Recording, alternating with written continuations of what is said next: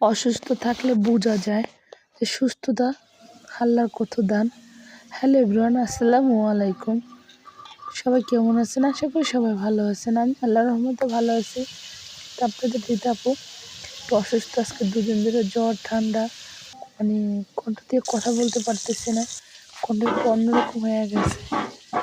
আজকে এই রাত্রে ঝাল ঝাল করে সাদা মুরগি রান্না করলাম, তাও বাটা মশলা দিয়ে। বাটা মশলা তরকারি রান্না করলে সেই স্বাদ হয়, তাই না? সারাদিন একটু অসুস্থ ছিলাম, আমাদের স্কুলে গেছি, কালকে যাইনি, আজকে গেছি। সেখান থেকে আসার পর বাচ্চাদের পড়ায়া ছুটি দিয়ে পর ইফতার করছি। আজকে ইফতার করছি রুটি আর সেমাই দিয়ে, কারণ আজকে অন্য কিছু করিনি। তো সন্ধ্যায় রান্না করতে চলে আসলাম। আপনাদের ভাইয়া বাজার থেকে একটু সাদা মুরগি আনছে, তা বলছে যে রুটি দিয়ে খাবে, ঝাল ঝাল করে করা ভাজা দিয়ে রান্না করতে বলছে। তাই একটু ভাজা দিয়ে একটু কড়া ভাজা দিয়ে নিলাম মুরগিটা, হলুদ মরিচের ফাঁকি দিয়ে ভেজে নিয়েছি, কারণ যে ঝাল ঝাল করে ভাজলে একটু ভালো লাগে।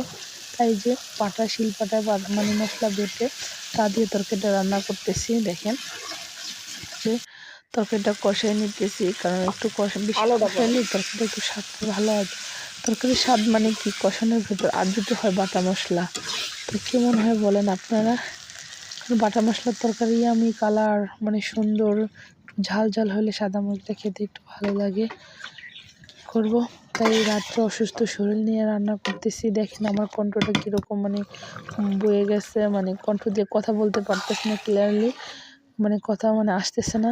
এখানে রান্না হয়ে গেছে। আপনাদের ভাইয়া আজকে বাসায় ইফতার করে নিয়ে আমরা সবাই একে ইফতার করছি, সে মসজিদে গেছে তাদের।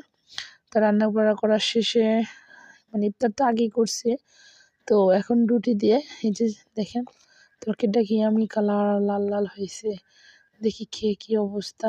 একটু ঝাল হলে, আর জ্বরের মুখ একটু ঝাল হলে ভালো লাগে, তাই না? একটু রুটি খেয়ে কিছু অল্প ভাত নিয়ে খাচ্ছি, দেখি কেমন হয়েছে। মেয়ে বলতেছে আম্মু তুমি একটু ভাত খাও, আমি বলছি না খাবো না, সে বলছে না। পরে এই যে ভাতটি খাচ্ছি, খাওয়ার পর দেখি না ঝাল একটু ভালোই লাগলো।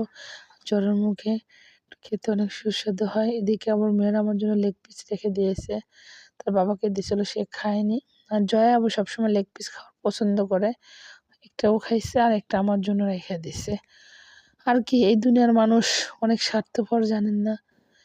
কারণ যখন স্বার্থের প্রয়োজন হয় তখন কিভাবে তার সাথে বন্ধু বান্ধব পাতাবে, অথবা আপনজনে স্বার্থের আদায় হয়, সে চলে যায়, তখন তার কথা কোনো মনে থাকে না।